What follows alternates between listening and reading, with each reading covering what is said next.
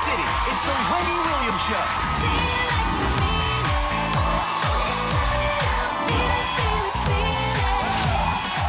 Now, here's Wendy.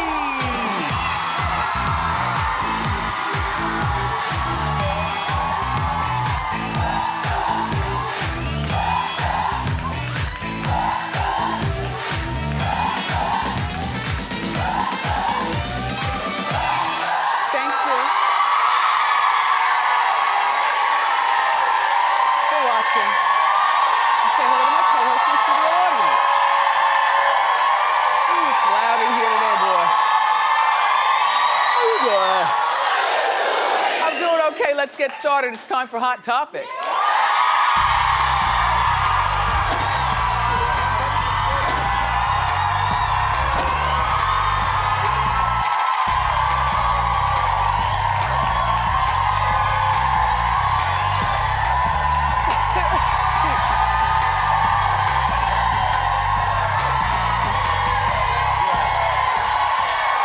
Thank you. You know, a big win for Kim Kardashian after she visited the White House. You know, so there was clemency granted, if you haven't heard already, to the imprisoned grandmother, Alice Marie Johnson. Alice Marie is a nonviolent offender. She's 63 years old. She was sentenced to serve life in prison for a first-time nonviolent drug offense. You know what? They still haven't said what drugs or what the offense was. It doesn't even matter. She's nonviolent. She's 63. Life in prison, really? Really? So Alice's family was there to greet her when they released her. There she goes.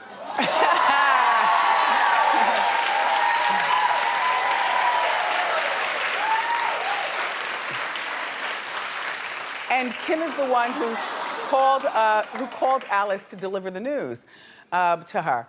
You know what? The family celebrated by going to Red Lobster afterwards. Well, I gotta tell you something. Who doesn't love a Cheddar Bay biscuit? Right? So Alice thanked Kim and said that she is her angel. Take a look. Did you wonder, like, why did Kim Kardashian pick me? I know that only God could have touched Kim Kardashian's heart like that. And we have connected. She said that she felt something when she saw and heard my story. And I'm just so thankful for it. I can't explain it. It's a miracle. You know, good for Kim. You know, good for Kim, but you know, Kim said that she wants to do something like this every year, you know, where she goes to the White House and tries to get somebody pardoned. We looked it up. Presidents don't have a limit on how many people they can pardon. And people are pissed because, you know, in terms of Trump and who he's pardoning, it seems like he's pardoning people related to, well, he's pardoned Martha Stewart and Rob Blagojevich, who was the governor of, right, Illinois, remember? And he was also on Celebrity Apprentice. You know, well, I'm sorry, he may pardon Martha and he may pardon Rod, but he's already pardoned this Alice woman. And, you know, Kim, don't talk about you want to do it every year, because then people are going to lean on you and want you to do it every year. And it's a lot of pressure on you. But if you want to do this every year on the down low, that's good. That's good. That's a good move. That's a good thing. Someone made the joke that maybe, you know, Trump pardoned Alice as a favor to Kanye because Kanye is such a Trump supporter, you know? It doesn't matter how Alice got out.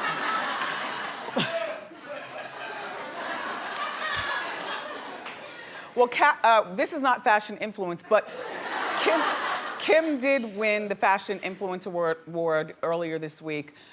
People were less than kind when they clapped, or, you know, lazy claps for her. Like, I heard only the people at her table and a couple of tables over clapped for her. Everybody else in the fashion world was looking like, The star of the Ray J video is pardoning people and winning awards in our category, fashion. Well, you know what? She deserved that too. She deserved that award too.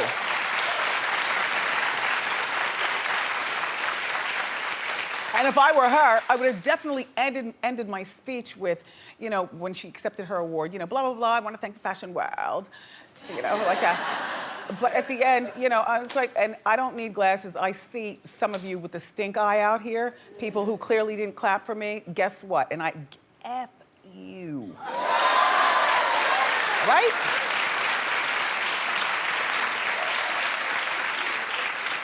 By the way, I do expect that Alice Marie will have a show produced by Chris.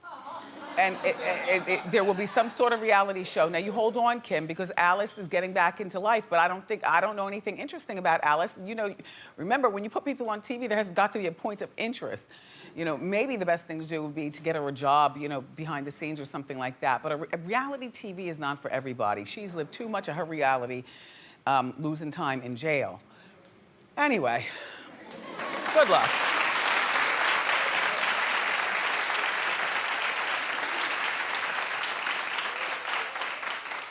Nikki Dink is here. Now, she's been here before, but she's gonna show us how to do a lot of good stuff with seafood. And now you know I like to eat when we do our segments and stuff. So I had a very light breakfast this morning because it's featuring lobster, shrimps and crabs and all that kind of stuff. She's gonna have some tomato concoction out there. And yesterday, for the first time, I think in the almost 10 years of this show, I actually called the show back once I got home and said, look, I want everything on that table. That's what I'm preparing to have for lunch today. I'm like, I want everything on the table. Yeah. And to prepare for it, I get to mixing because I like my own special sauce. You know, I like a little mayo and I like crunchy celery. I don't want that, you know, the sauce with the lobster is not the time for it because I might cut it up and make a salad. I don't know what's gonna go on in my office. I mix quick though because the cable is broken in the kitchen. It makes me very, very upset.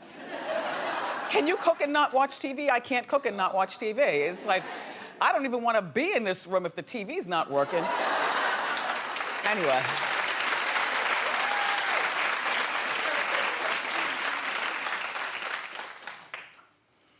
And the prom is tomorrow. I got so many ticks going on in my head right now.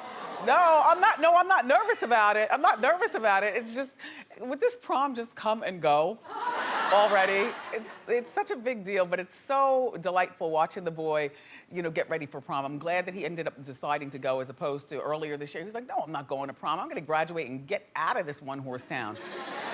You know, he wants to go, he's going to the prom. He's not his girlfriend, they're going as friends. But it's a whole weekend. Did you know that? Prom is... Yeah, oh yes, there's post-prom parties and then, or pre-prom get-togethers at houses. Then post-prom is not like just one party at somebody's house. Oh no, these kids travel to the beach and lay in the cut for a full weekend. So what are you gonna say, no? You know, it's senior year, so fine, okay, fine. Anyway, the feud between Lil Wayne and Birdman seems to be over.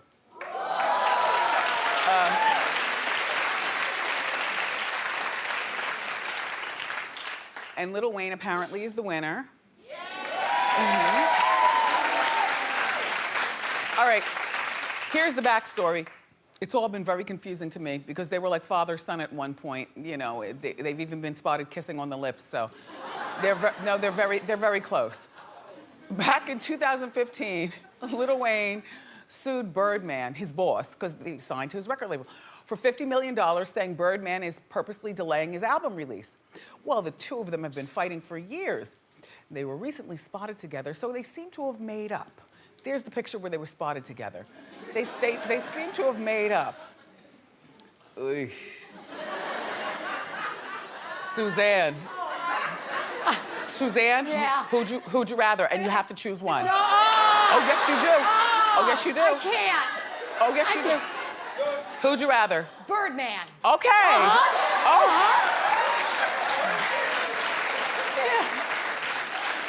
That's Tony Braxton's man, so it can only be a dip and run.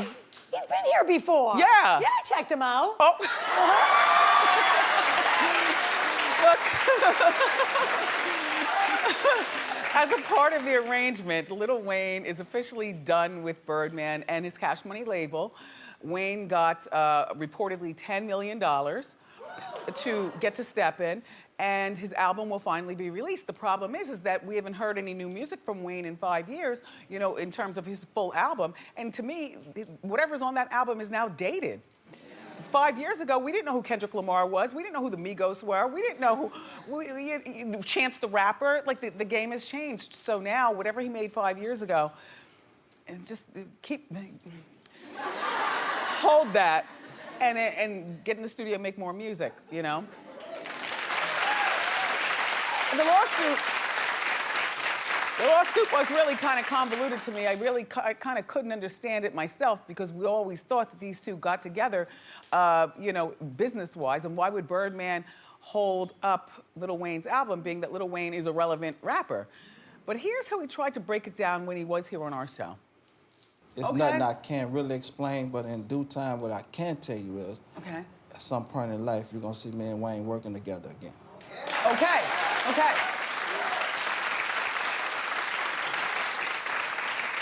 Well, it seemed like he didn't even quite understand it. Should they work together again? No. But what they should do, if they want to, is, you know, be friends, but no working together, no collab, no breaking bread, no signing checks together, no on contracts and stuff, you know. Well, congratulations, you two.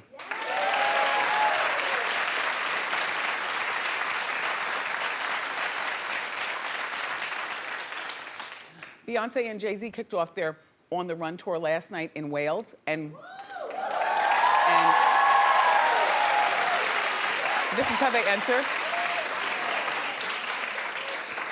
And they showed a lot of videos and stuff, a lot of family stuff, and it appears from one of the videos that they renewed their vows at some point. Their 10-year anniversary was in April, and people are wondering, are those kids the twins? Because nobody's seen the twins. A lot of people are saying, no, they're not the twins. The twins, you know, Rumi and Sir. I don't really care about seeing the twins. I mean, only because we're gonna see them eventually, and all kids look alike. You know, but you guys are stuck with, are these the twins? Aren't they the twins? Who cares? So they're back in love. Norman, though, feels as though this is the same rehashed crap that the first On the Run tour was. Hey, you know what? Yes, you're right. I'm gonna go ahead and say it. Fine. Like, I spent $300 the last time, and from what I've seen, like, today, it's the same show. Why am I gonna spend another $300? Wait, but did you enjoy the first show? I did enjoy it. Dynamite. But, I mean, I don't want to spend $300 again on a repeat. Fair enough. Well, they certainly do give you your money's worth. They're doing 42 songs. They perform for 3 hours. Norman says that when JayZ gets up there, that's the time to go to the concession stand.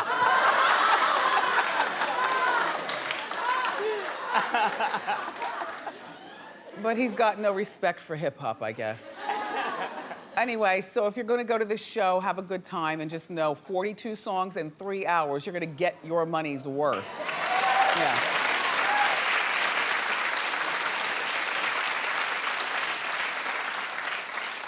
Kenan Thompson, you know Kenan from Saturday Night Live. Yeah.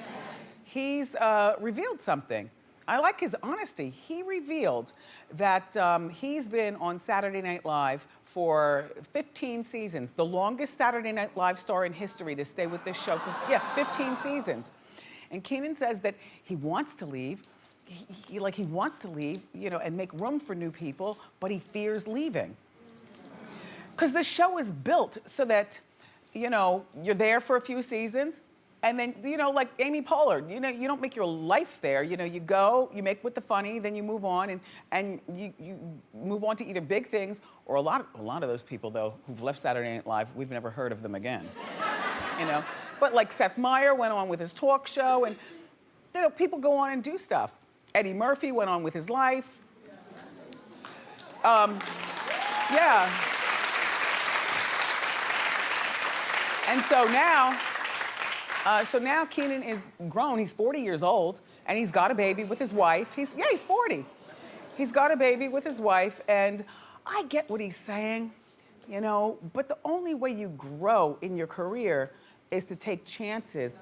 And Saturday Night Live requires so much time from, you know, their stars, you know, the rehearsals and, you know, it requires so much time being live every week and stuff that it's very difficult, I guess, for him to squeeze in doing other projects. I mean, they're off for the summer, but, you know, and I'll be honest with you, and I love Kenan, but Kenan is not a box office draw to me.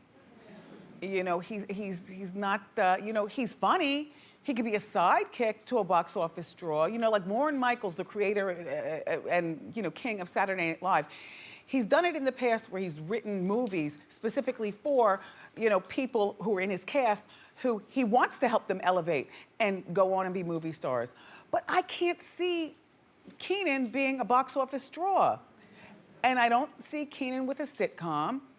And what would Kenan do? You know, and now he's got heavy bills. And at 40 years old, you know, you're looking to, you know, like, what will become of the rest of my life? Kenan, you know what? Just stay where you are. We like you there. Yeah.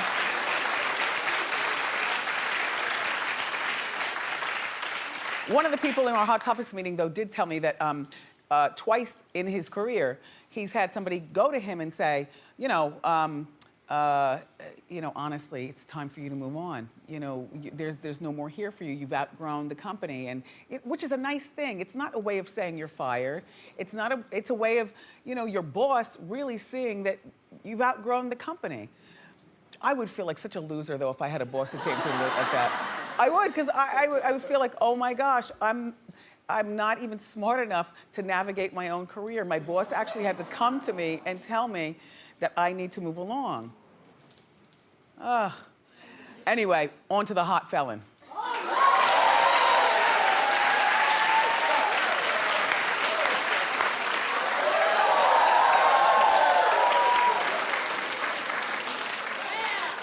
So, the Top Shop heiress, the heiress to the Top Shop mogul empire, rather, Chloe Green gave birth to their baby boy. His name is hyphenated. It's Jaden Meeks Green. Now, the next thing you need to do, Jeremy, is just marry her. You know, marry her. Because I can't figure out what type of hypnotizer you used.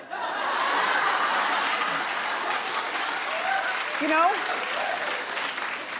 How do you get out of jail for gunplay and drugs and jump into the lap of a real-life heiress? And he's so lovable enough, apparently, to this girl. The mom and dad love him, too. They go on vacations together. Yes! Mom and dad love Jeremy. Do you understand what I'm saying? So, I don't know how she exactly gave birth, but reportedly she wanted to give birth on her mother and father's yacht and then spend the first 6 months of, yes, Jeremy has jackpot. And then spend the first 6 months aboard the yacht, just Jeremy and Jaden and Chloe. In the meantime, Melissa's someplace. Poor Melissa.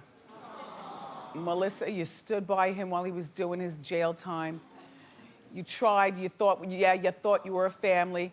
These two kids are his with Melissa, and then the oldest one, Melissa already had a child first, but you know, his Christmas tree certainly won't look like that anymore, right?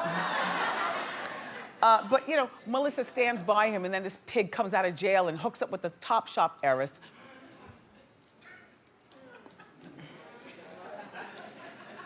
It won't be long, probably, before he's back to his piggish ways. Right now, he's just got to, you know...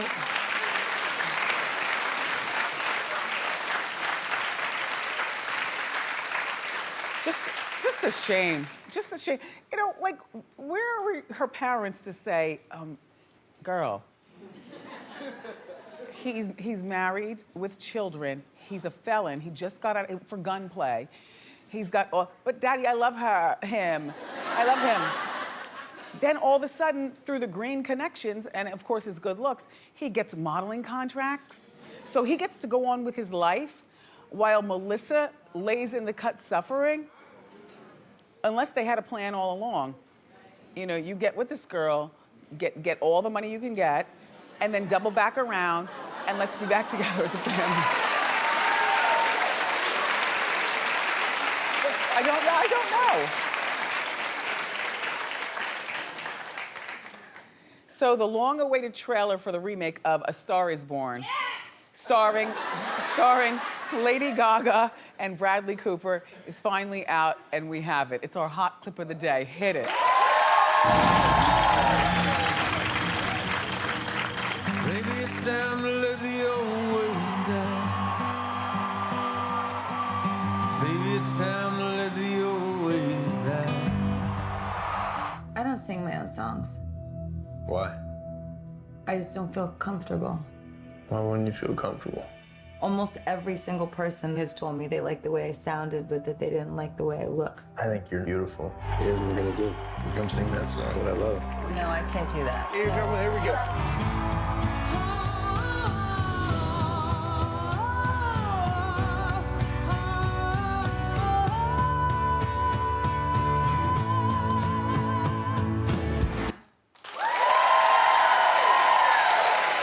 So, this is Bradley's directorial debut. He looks really good in this movie, too. Nice eye candy. And Gaga's first time in a major film role. And there's already getting Oscar buzz about this movie, which is why they're trying to release it around the Oscars. So A Star Is Born is going to be in theaters October 5th. So maybe she'll win an Oscar from this. Yeah. In the meantime, we've got more great show for you, everybody. Chef Nikki Dink is in the Wendy kitchen. But up next, the very funny Tommy Davidson is here. So grab a snack and come on